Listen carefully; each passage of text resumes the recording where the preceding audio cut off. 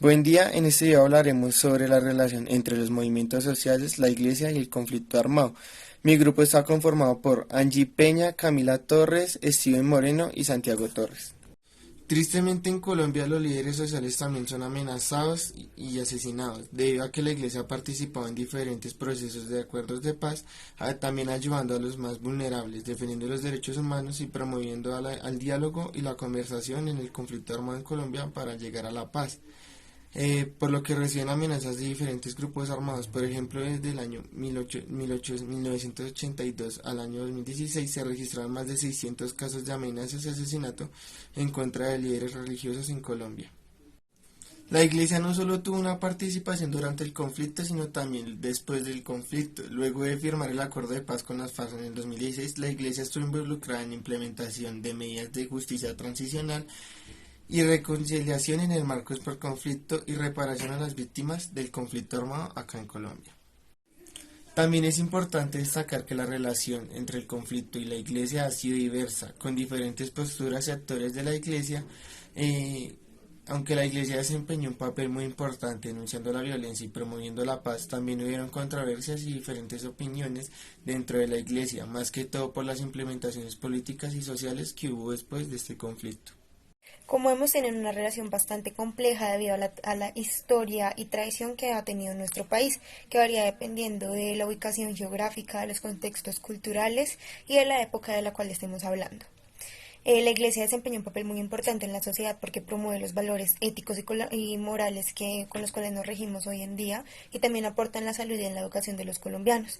La Iglesia muchas veces ha trabajado activamente y apoyado los movimientos sociales, mientras que en otras ocasiones las personas las ven como una fuerza conservadora que se resiste al cambio social, que es lo que buscan estos movimientos sociales. La Iglesia ha denunciado la violencia que hemos vivido en nuestro país durante muchos años y han sacado a la luz la violación de derechos por parte del conflicto armado y de algunas entidades del Estado. Gracias a esta visible inconformidad que ellos demuestran hacia la sociedad, el conflicto armado ve a los denunciantes, es decir, a los líderes sociales, a los líderes religiosos como enemigos. Los líderes religiosos alzan sus voces en pro de aquellos oprimidos y aquellos vulnerables, aquellos que no tienen, digamos, las mismas oportunidades. Estos líderes buscan soluciones no simplemente a corto plazo, sino que lo buscan a largo plazo e intentan la conciliación.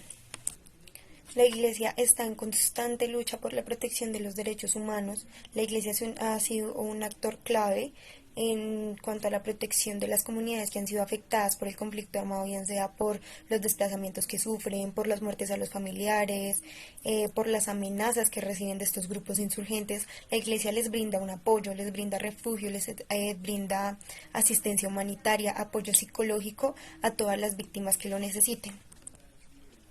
Como les decía, otros ven a la Iglesia como una fuerza conservadora que se resiste al cambio social, ya que en ocasiones la Iglesia ha estado aliada con las élites colombianas y políticas que hay en el país, que al tiempo estas élites han sido críticas hacia los movimientos sociales, y hacia los grupos que buscan un cambio social en todo el país. No podemos generalizar a la Iglesia porque existen muchas corrientes, quizá muchas veces contradictorias entre sí mismas.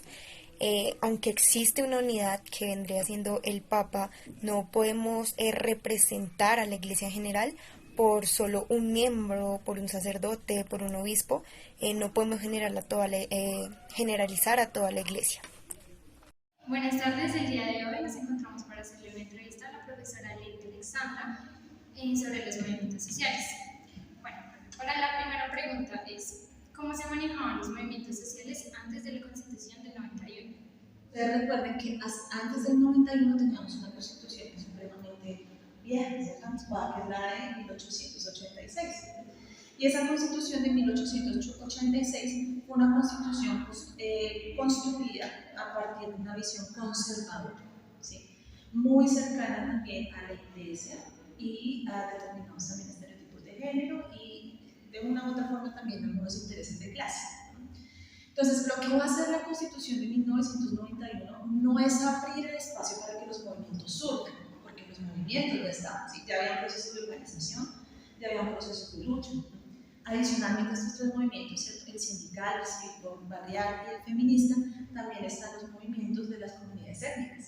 Pero lo que va a hacer la Constitución de 1991 es ampliación de los derechos sociales. ¿Sí? La Constitución de 1991 va a determinar que Colombia es un Estado social de derecho. En la medida en que somos un Estado social de derecho, amplían los márgenes de la participación social y de la participación popular, ¿no? Y en ese sentido, al ampliar los márgenes de la participación social y popular, los movimientos sociales, entre comillas, tendrían mayores garantías para ejercer su actividad política y democrática. Entonces, otra pregunta con base en los líderes sociales es, en la actualidad, ¿cuál es la participación de los líderes sociales en la democracia y con la fortaleza? Yo creo que los líderes sociales han participado en la democracia históricamente, o sea, no solo en la actualidad, porque si en este país no ha tenido en estricto sentido periodos de dictadura, por ejemplo, digo en estricto sentido porque a pesar de que se esconde bajo regímenes democráticos, y por ejemplo lo que pasó con la rotación de poder entre liberales y conservadores en un periodo específico de la historia de este país fue completamente democrático, el Frente Nacional. Entonces, por eso digo, si bien hemos tenido una dictadura en estricto sentido, sí ha sido un país que ha tenido una democracia muy restringida, ¿sí? Y que precisamente la democracia no se ha restringido todavía más, es por el papel que cumplen los movimientos sociales acá en Colombia. Y son precisamente ellos los que han permitido que esa democracia no se restrinja todavía más. Lo mismo pasó con las movilizaciones estudiantiles en el 2011, 2012, cuando se quería hacer una reforma a la ley de educación superior, ¿sí? Entonces, el hecho de que los estudiantes se organizaran, ¿cierto?, generaron una mesa amplia nacional estudiantil y exigieran las reivindicaciones con respecto a al cambio de la ley que hasta ese momento estaba regulando, pues permite que existen espacios democráticos. Es decir, muchas veces los espacios democráticos también se empiezan a forzar por los mismos movimientos sociales. Y en ese caso en particular que yo les hablo, el gobierno, ¿sí?, y el Ministerio de Educación tuvo que sentarse con el movimiento estudiantil acordado, ¿sí? Pero si se dan cuenta, esa es la democracia real. Entonces tiene todo que ver. Es decir, si no existieran los movimientos sociales y si no hicieran estos procesos de presión, simplemente las reformas pasarían de participación y discusión, pero una participación real. No solo en la que a ti te escuchen y como qué bonito y hasta el sino una participación incidente en la que las propuestas de la ciudadanía pues lleguen.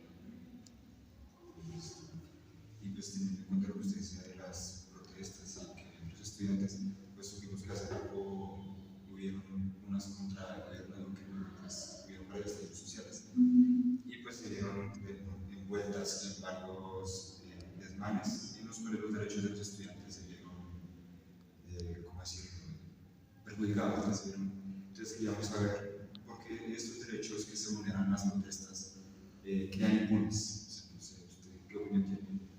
¿Por qué cree que los derechos humanos? Pero también hacer un paréntesis ahí, no solo de los estudiantes, sino cuando hacen los movimientos feministas y sí, todo. Sí, porque hay una reacción del Estado primero coercitiva. Sí. Okay. Eso depende también mucho desde la postura teórica desde la que te partes, pero nos va a contestar desde la mente, ¿sí? Entonces, entendiendo que el Estado va a tener una función que es la coerción, pero también del consenso, ¿sí? Y que finalmente el Estado va a ser un lugar que va a estar en disputa, ¿sí? En disputa por diferentes movimientos, ¿sí? Movimientos sociales y políticos, pero que tienen una cercanía hacia algún proyecto social de clase, ¿sí? ¿Qué ha pasado históricamente acá en Colombia? Quien ha detentado el poder del Estado, ¿sí?, quien ha ejercido esa hegemonía, ha sido precisamente una clase, ¿sí?, que de una u otra forma ha apropiado los recursos del país, ¿sí? Y que eso le genera un poder en términos económicos, políticos, pero también simbólicos. Los movimientos sociales, ¿qué hacen? Los movimientos sociales realmente, a partir de sus reivindicaciones particulares, están tensionando ese poder, tensionan todo el tiempo ese poder, ¿sí?, porque el Estado está en disputa. ¿Qué pasa? En los momentos de mayor auge de los movimientos sociales se dan los estallidos, ¿sí? No es que el movimiento social aparezca con el estallido, no. Ellos tienen trabajo, van haciendo. O sea, yo como Estado, ¿cierto? Se supone, entre comillas, que debería garantizar los intereses y las necesidades de todos los ciudadanos. Sin embargo, ¿sí? El Estado termina siendo ocupado, ¿cierto? Por una clase social específica, ¿sí? Una clase que tiene unos intereses, que ha atentado a los intereses económicos, etc. ¿Qué pasa cuando en el estallido, ¿cierto?